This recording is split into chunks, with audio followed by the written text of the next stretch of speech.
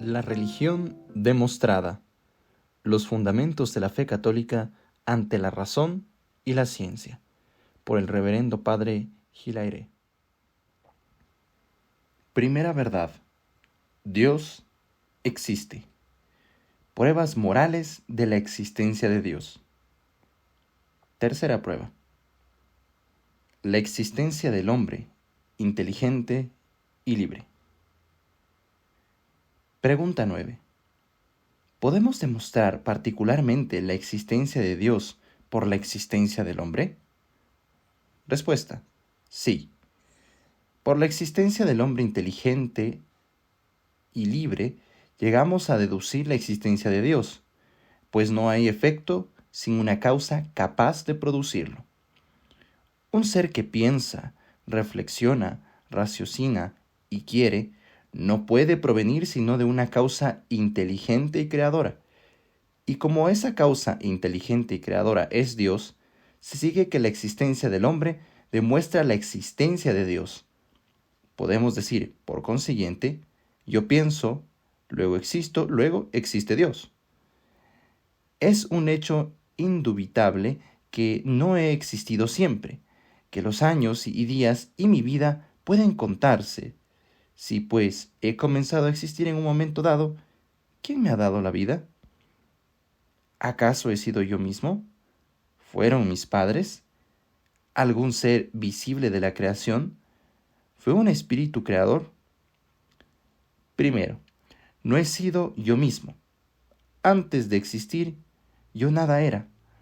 No tenía ser, y lo que no existe no produce nada. Segundo, ni fueron solo mis padres los que me dieron la vida. El verdadero autor de una obra puede repararla cuando se deteriora o rehacerla cuando se destruye. Ahora bien, mis padres no pueden sanarme cuando estoy enfermo, ni resucitarme después de muerto. Si solamente mis padres fuesen los autores de mi vida, ¿qué perfecciones no tendría yo? ¿Qué padre no trataría de hacer a sus hijos en todo perfectos? Hay además otra razón.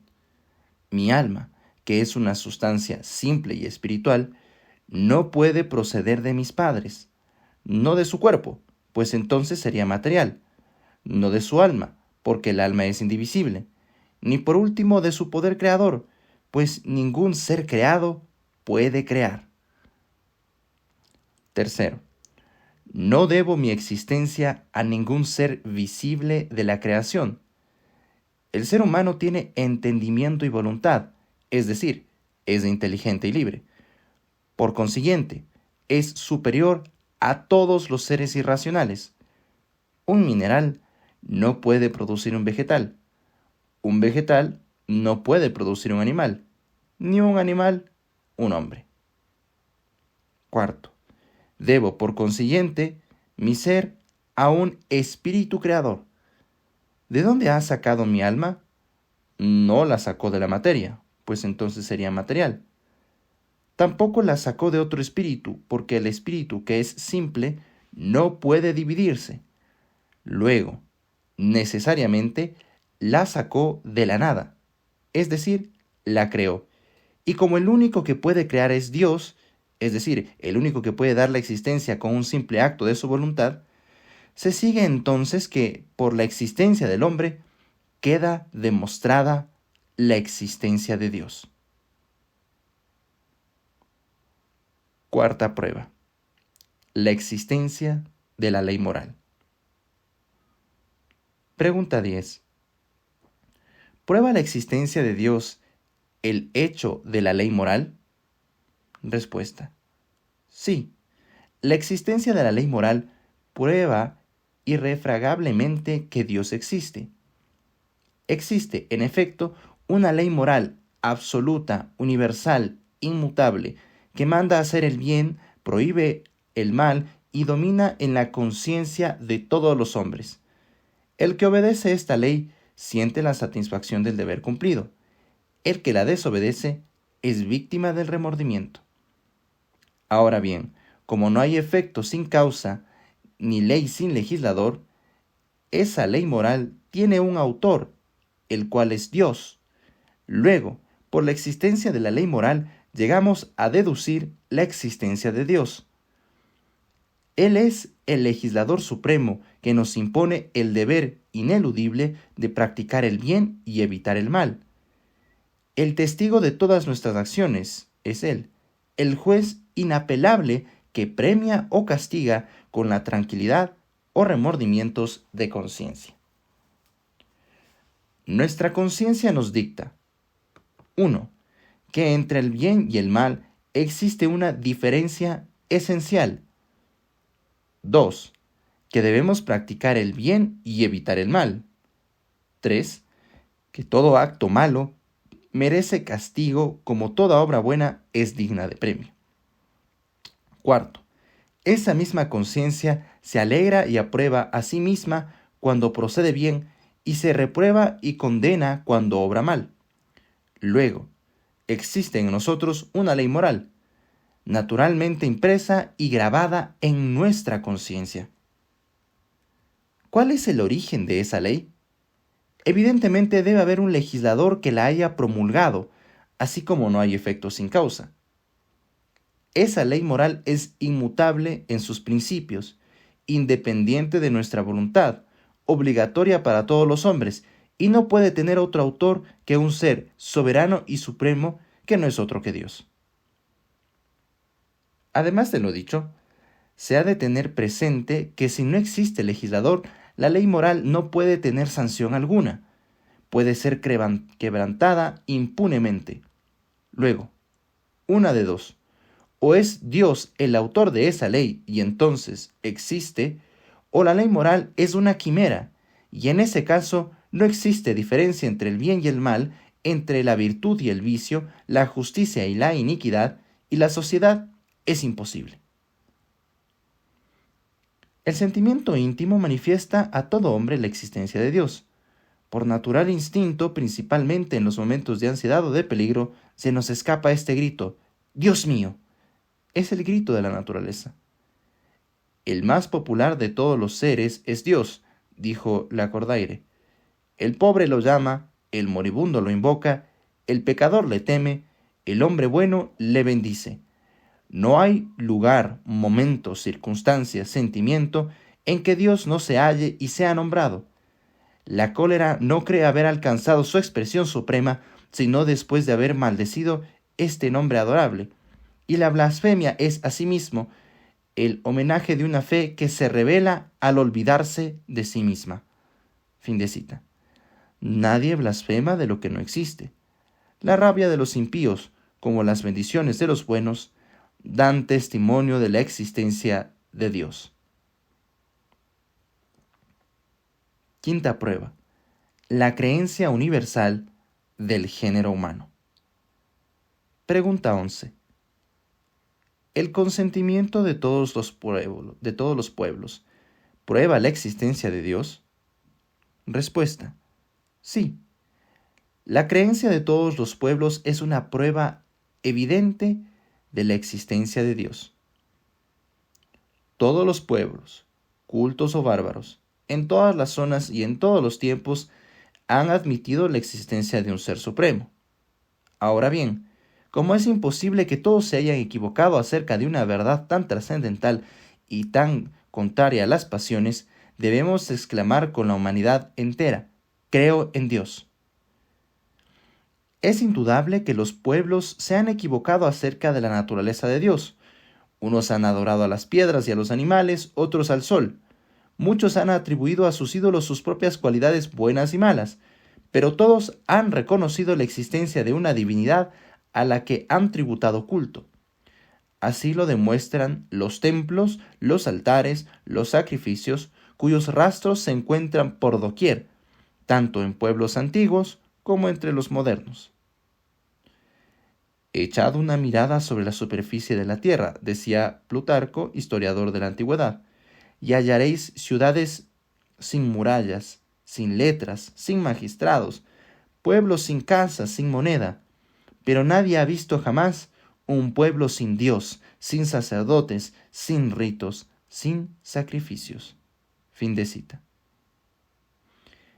El gran sabio Cuatrefalles ha escrito: yo he buscado el ateísmo o la falta de creencia en Dios entre las razas humanas, desde las más inferiores hasta las más elevadas. El ateísmo no existe en ninguna parte, y todos los pueblos de la tierra, los salvajes de América como los negros de África, creen en la existencia de Dios. Fin de cita. Ahora bien, el consentimiento unánime de todos los pueblos sobre un punto tan importante es necesariamente la expresión de la verdad. ¿Por qué? ¿Cuál sería la causa de ese consentimiento? ¿Los sacerdotes? Al contrario, el origen del sacerdocio está en la creencia de que existe un Dios, pues si el género humano no hubiera estado convencido de esa verdad, nadie habría soñado en consagrarse a su servicio y los pueblos jamás hubieran elegido hombres para el culto. ¿Podría ser la causa de tal creencia las pasiones? Las pasiones tienden más bien a borrar la idea de Dios que las contraría y condena. ¿Los prejuicios? Un prejuicio no se extiende a todos los tiempos, a todos los pueblos, a todos los hombres. Pronto o tarde lo disipan la ciencia y el sentido común. La ignorancia. Los más grandes sabios han sido siempre los más fervorosos creyentes en Dios. El temor. Nadie teme lo que no existe. El temor de Dios prueba su existencia. La política de los gobernantes.